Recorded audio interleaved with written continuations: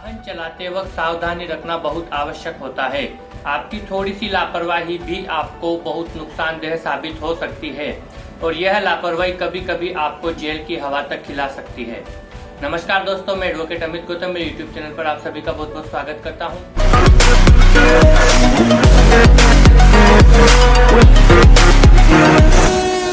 आज के इस वीडियो में हम चर्चा करेंगे कि यदि आप वाहन चलाते हैं तो आपके ऊपर कौन सा सेक्शन लगता है, आपसे एक्सीडेंट हो जाता है तब आपके ऊपर कौन सा सेक्शन लगता है, उन सेक्शन में कितनी सजा का प्रावधान है, कितने जुर्माने का प्रावधान है, इस विषय पे हम आज चर्चा करेंगे। साथ ही साथ इस बात पे भी चर्चा करेंगे कि आप वाहन चला रहे हैं तो आपको कौन सी सावधानी रखना आवश्यक होता है। यदि आप लापरवाही पूर्वक वाहन चला रहे हैं तब आपके ऊपर एमवी एक्ट के साथ साथ में आईपीसी का सेक्शन 279 भी लगता है।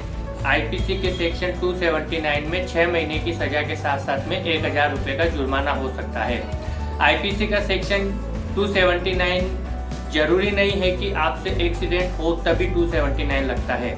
यदि किसी व्यक्ति ने आपकी शिकायत पुलिस थाने में दर्ज करा दी हो कि फला व्यक्ति लापरवाही पूर्वक गाड़ी चला रहा था जिससे मेरा जीवन संकटापन्न हो गया है, तो उस सेक्शन में भी आपके ऊपर पुलिस के द्वारा 279 का सेक्शन लगा दिया जाता है। आईपीसी के सेक्शन 279 में 6 महीने की सजा के साथ साथ में 1000 रुपए का जुर्माने का प्रावधान है। और यदि आपसे एक्सीडेंट हो जाता है और सामने वाले व्यक्ति के मामूली से चोट आती है, उसके खरोच आती है, तब आपके ऊपर लगता है सेक्शन 279 प्लस 337 में साधारण सी चोटों के ऊपर 337 लगता है। सेक्शन 337 आईपीसी के अंतर्गत 6 महीने की सजा तथा साथ ही साथ 500 रुपए का जुर्माने का प्रावधान है। ये तो होता है साधारण सी चोटों पे। और यदि सामने वाले व्यक्ति के उसी एक्सीडेंट में गंभीर चोट आ गई हो, गंभीर चोट से मतलब है कि व्यक्ति के सिर में चोट आ जाना या उसके हाथ में फ्रैक्चर होना या पाँव में फ्रैक्चर होना, ये सभी ग्रीवियस हर्ट यानी कि गंभीर चोटें हैं। तो उस सूरत में आपके ऊपर लगता है सेक्शन 338 आईपीसी के अंतर्गत 2 साल की सजा तथा साथ ही साथ 1000 रुपए का जुर्माने का प्रावधान है। और यदि मान लीजिए कि आपने एक्सीडेंट कर दिया हो और सामने वाले व्यक्ति की मृत्यु हो गई हो, तो उस सूरत में आपके ऊपर लगता है सेक्शन 304A आईपीसी।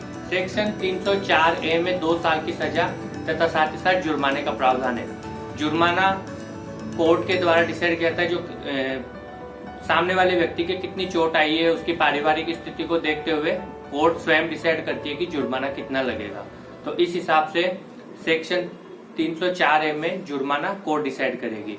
तो आपके ऊपर यदि आप लापरवाही पूर्वक गाड़ी चला रहे हैं और आपसे एक्सीडेंट हो गया तो सेक्शन 279, 337, 338 और 304A आईपीसी के अंतर्गत ही सारे अपराध पाए जाते हैं। अब वो मैंने आपको विस्तार से बता दिया कि यदि आपसे एक्सीडेंट हुआ है और सामने वाले व्यक्ति के कितनी चोटें आई है तो उस चोट के आधार पर सेक्शन लगता है, उस सेक्शन में कितनी सजा का प्रावधान है, ये सारा हो गया। अब दोस्तों बात करता हूँ, ये सारे सेक्शन 279, 337, 338, 304A आईपीसी ये सारे बेलेबल ऑफेंस है। यदि आपसे एक्सीडेंट हो जाता है तो पुलिस ये करती है कि आपके या तो सारे दस्तावेज सीज कर लेगी यानी कि जब्त कर लेगी। जब्त करने के बाद में वो उनका इन्वेस्टिगेशन पूर्ण होने पर आपको नोटिस भेज के कहेगी कि मैं इस दिनांक को कोर्ट में चालान पेश कर रहे हैं, जिसको पूरी उनकी इन्वेस्टिगेशन की रिपोर्ट होती है, वह रिपोर्ट हमारी लैंग्वेज में उसको चालान बोला जाता है। तो पुलिस वो सारी रिपोर्ट जब पेश करती है तब आपको नोटिस दे करके बुलाएगी। तब आप जाते हो तो वहाँ पे एक जमानत के लिए आप एप्लीकेशन लगाते हो, आपको हैंड टू हैंड जमानत मिल जाती है और फिर आगे तारीख पड़ती जाती है जिससे केस चलता रहेगा। तो ये सारे बेलेबल ऑफेंस हुए। और यदि आपने एक्सीडेंट किया है और आपकी गाड़ी के टायर के नीचे वह व्यक्ति जिसका एक्सीडेंट हुआ है वह फंसा हुआ है या वह आपकी गाड़ी के नीचे हो और आप गाड़ी नहीं रोकते हो, गाड़ी आप कंटिन्यू ड्राइव करते रहते हो और इससे उसकी मृत्यु हो जाती है, तब आपके ऊपर सेक्शन 304 यानी कि 304 आईपीसी का लगता है।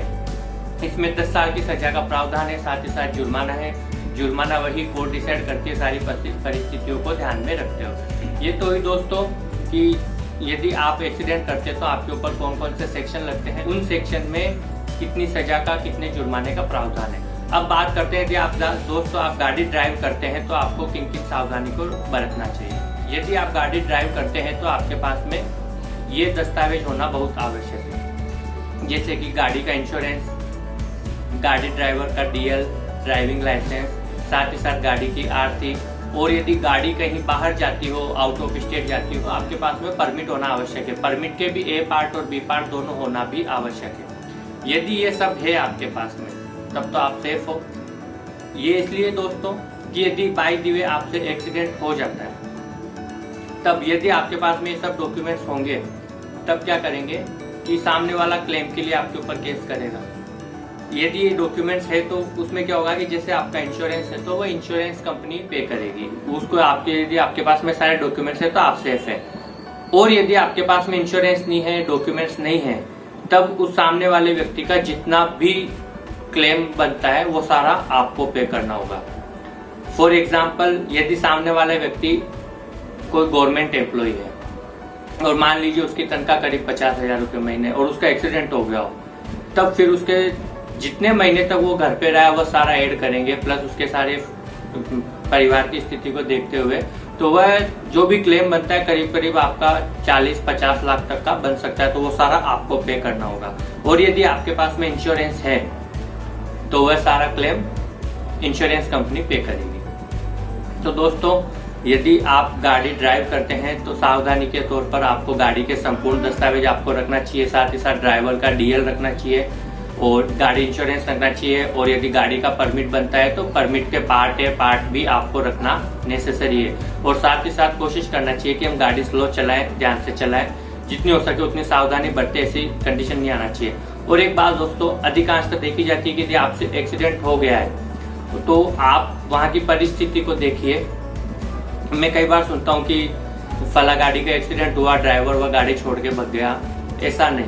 यदि आपसे एक्सीडेंट होता है तो आप वहाँ परिस्थिति को देखिए कि उस सामने वाले की कितनी चोट है। उसको कोशिश करिए कि आप जितना हो सके उसको जल्दी हॉस्पिटलाइज करवा दें, हॉस्पिटलाइज करवा दिए। उससे दो फायदे होंगे दोस्तों। पहला तो ये कि यदि उसकी जान बच गई तो आपके ऊपर सेक्शन 304 नहीं लगेगा।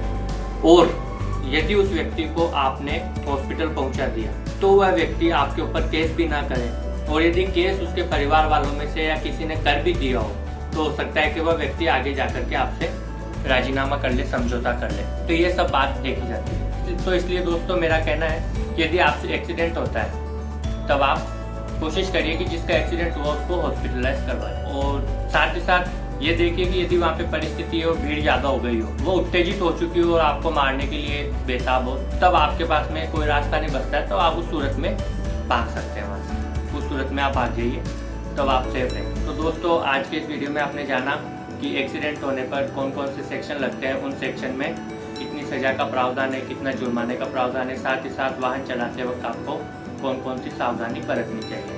अगर दोस्तों आपको मेरा ये वीडियो पसंद आया हो तो इसको लाइक करें, शेयर करें, और अगर आप मेरे चैनल पर पहली बार आएँ तो इसको सब्सक्राइब कर दीजिएगा और साथ ही साथ बेल आइकन को प्रेस कर दीजिएगा, जिससे आने वाले वीडियोस आप तक सबसे पहले पहुंच सके और इसी तरह की जानकारी आपको मिल